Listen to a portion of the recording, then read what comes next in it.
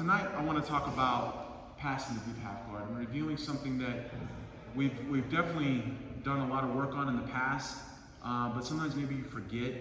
You get into a real zone of just trying to pass and find your way out, or you get in the zone of just trying to attack their neck or their arm. And I want to make sure you have the strategy and the vision of being able to do both at the same time. Okay, attack a submission and pass. That's definitely my favorite way to disrupt the half guard players. And it's something we've talked a lot about over the years, especially from the 3/4 mount when they're still hanging onto our foot and things like that. And I want to put this into a very specific situation. When we know the deep half guard's coming, we're a little late, but we feel it in time to be able to make some adjustments right away. See, Coach Bobby, can you use it, please? So, let's go from the knee shield, half guard, okay? And say that Bobby managed to sit up and get his underhook, all right? What's my number one concern here? The dog fight, which is what style half guard? Lage. Lage, okay? Him switching his leg and putting me into the lage style half guard, all right? Or Hood calls it the coyote half guard, okay? That is by far a way more difficult half guard to deal with than the deep half, all right? So in this situation, yes, he's already set up to enter into the deep half, but my number one concern is making sure I don't give him the lage style half guard, all right? So if I felt like I got beat on the underhook, first thing I want to do is bring my knee off the floor, okay? I bring my knee off the floor and I angle it over here by his hip and his ribs, all right? Ideally, if I could catch his arm on the other side and grab that wrist, then I can have a good shot at avoiding his deep half guard because he needs to shoot this arm in between my legs and kick and swing into it, okay? So if I can grab that wrist and get my knee in before that arm goes in, now I have a great chance of driving towards the mount, maybe even getting it, especially if it was no gi, your foot can slide right out fairly easily. But bottom line is I'm in a great spot here. You know, we all know, okay? I try to get my thumb in game going on and shut him down, all right? But 9 times out of 10, if he's savvy enough to get this far, okay? You know, as soon as I bring my knee up, he might already start shooting in to go to the deep half, okay? So this is the moment I want to talk about here, all right? When it's unavoidable, I know it's coming, right? I can feel it, I sense it, I know this is where he's going, he's going to start to take me that way. So what I want to do is try to sprawl my hip right away, okay? Before he gets that far. All right, before he's able to turn to his other side, okay? I want to sprawl on my hip, and to help me, a lot of times I like to reach for this leg and pull this leg to this side, okay? So I can try to stop him from going all the way back here, all right? So I got up here, Bobby's on his elbow, okay? I went to block that arm to bring my knee in, but he had already shot it in. So I know the deep half guard's coming, so I'm going to check this leg, sit and sprawl. Okay? Now, I'm pulling this leg back and making a figure 4. All right? So now I've locked him to this side. Now he still has his arm in the deep half. This isn't going to last forever. Okay? Eventually, I know he can pull all the way in, but I'm buying myself a little bit of time. Okay? And by making this figure 4, that's what it helps me do, buy myself a little more time. So now I got him a little stuck here, okay? Now, I'm gonna rip this lapel out, okay? I'm gonna bring it around. Doesn't matter if he has this underhook. I'm gonna come in front of his face, and I'm gonna feed the Bravo grip, all right? Now we're in business, okay? Once I make this grip, I'm in a great position to give him the double threat, all right? His neck and a pass, and shut down his half guard all at the same time. All right, so in reality, it's doing 3 things for me. It's defensive, but then offensive on two different ends. All right? So once I'm here, I'm going to create a little more distance between us. So I'm going to start to scoot myself back and open my elbow. All right?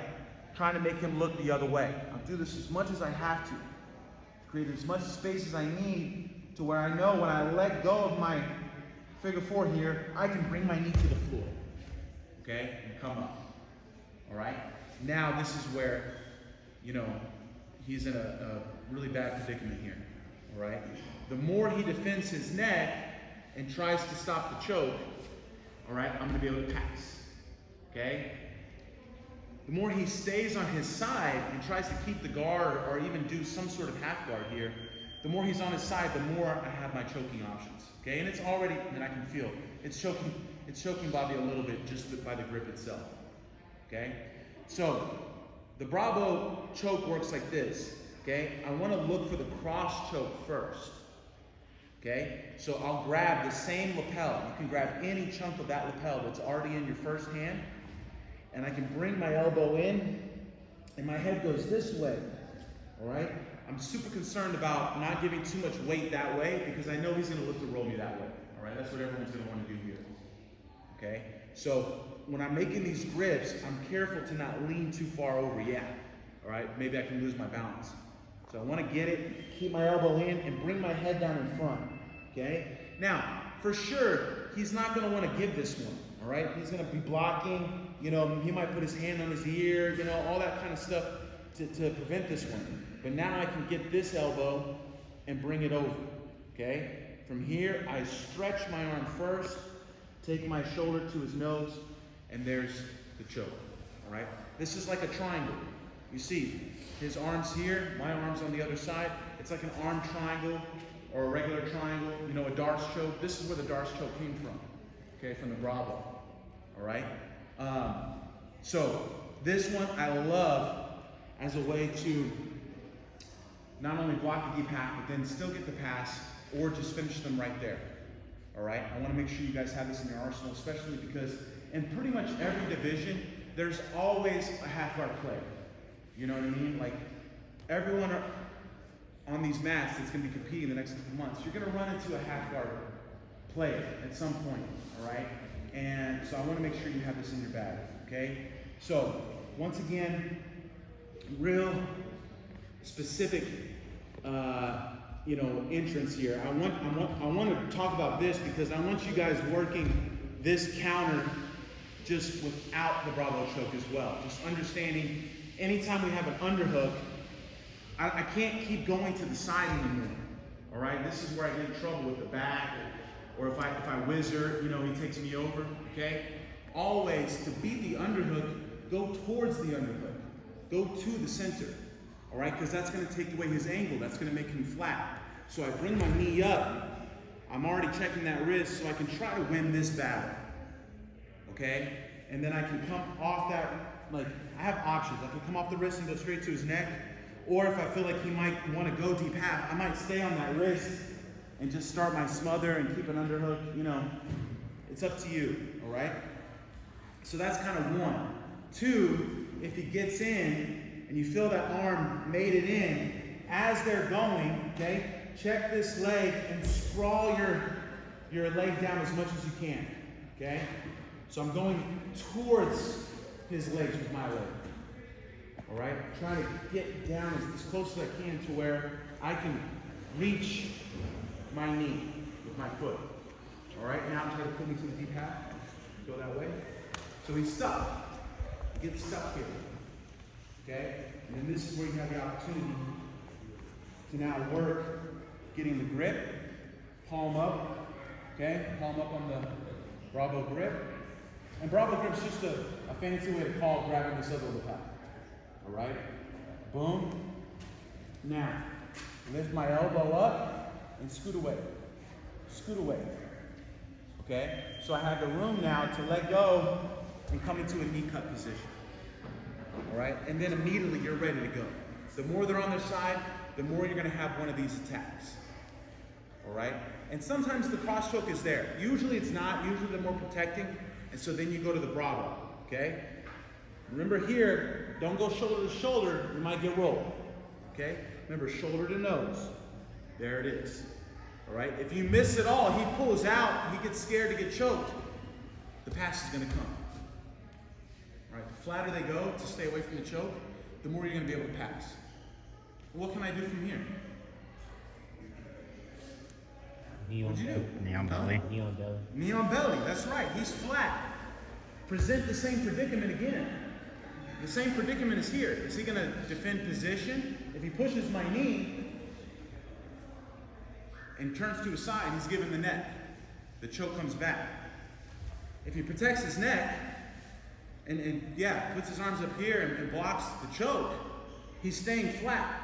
His arms are up here, which means nothing is stopping the mount.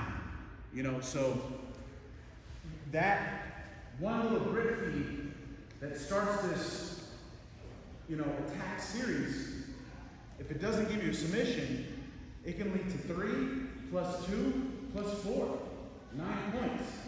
And at some point, you're going to end up mounted still with the hand in the collar, you know what I mean? And you can still be working the choke or the arm. And so the series just continues, all right? And this goes for any way. Like maybe I was here, and I feel Bobby got his arm in here. He got his arm in here. Boom, I sprawl. I bring him back. Hook the leg. Get the lapel out. Okay? Feed the lapel. Pressure, pressure. Boom. And I kind of pull a little bit here too. When I come up, kind of dragging him over to this side. So I have the chance to get one of these attacks. Okay? Cross. Bravo. Pass. Doesn't do anything. Take 2 more. Maybe he does something here. Okay? Gives you a chance. If not, 4 more. Sometimes I'll give him the foot just to bring him back and start again. Alright? You can be relentless with that. Okay? Question 1. So to begin the series, basically, if you can't catch the hand, then you're just thinking sprawl.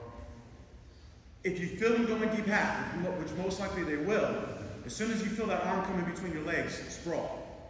Is there a way to mess up and think you were supposed to base and you got it under and then still sprawl? Or are you There's always a way to mess things up. 1. and still get it done though?